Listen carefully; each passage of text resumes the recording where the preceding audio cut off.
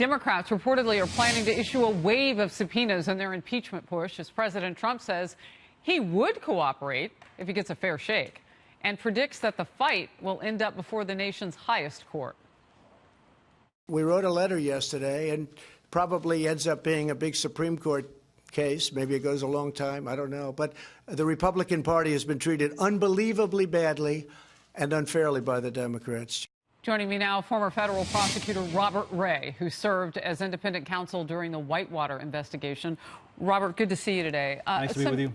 Nice, or rather, new developments today in terms of Democrats now calling for a full vote on the House and saying what they'll do if they don't get the witnesses that they need. I'll play a little bit of that, but first I just want to get your reaction to the news. I think that there's merit in that. I've been saying for a long time their position legally in the cases that are pending mostly before the district court in the District of Columbia would be enhanced if there was an impeachment vote in the House, because the case law seems to suggest that they'll have obviously additional factual ammunition to be able to say it's the action of the entire body and precedent that will allow them a better argument to get access for, among other things, to grand jury material. All right. So the most vocal voice on this so far is Congressman Garamendi of California, who called for that full House vote, saying that Speaker Nancy Pelosi definitely has the votes to get impeachment inquiry through the House, and it opens up the legal process to making it fair.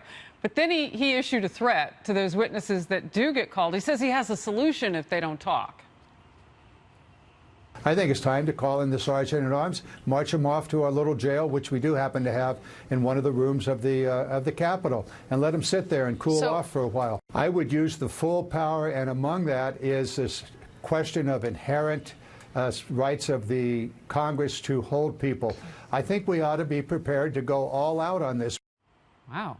Putting witnesses behind bars if they won't talk. What is that? How does that play legally? I don't know, because I don't want to suggest that that's an idle threat, but on the other hand, the executive branch has far more resources at its disposal. Like what? In terms of protecting witnesses. If the executive branch doesn't want to deliver up witnesses to the Congress, look, the executive branch has the FBI, it has all the resources of all the executive departments. What about the U.S. Supreme Court? The president's saying it could end up there. On portions of this, he may well be right. There are issues about, for example, access to grand jury material. That particular issue is actually the subject of a pending petition before the United States Supreme Court that may result in the Supreme Court reviewing that issue.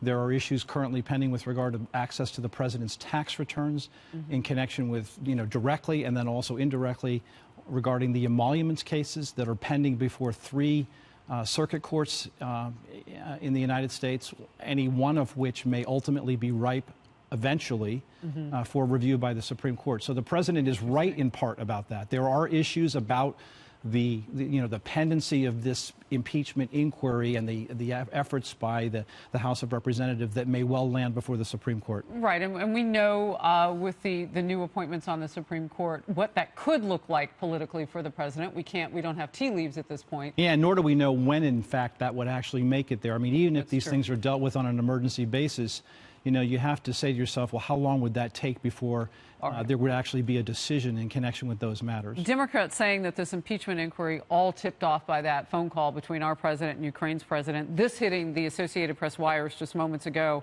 The Ukrainian president says he's not sure that he would tell his aide to testify inside the United States. Are the Democrats running out of witnesses at this point? That would be a witness. Well, of course, and that may well be that may be the result. Congress has no power to compel a witness who is a Ukrainian national and works for the Ukrainian government to simply get on a plane and come to Washington to testify before a House committee.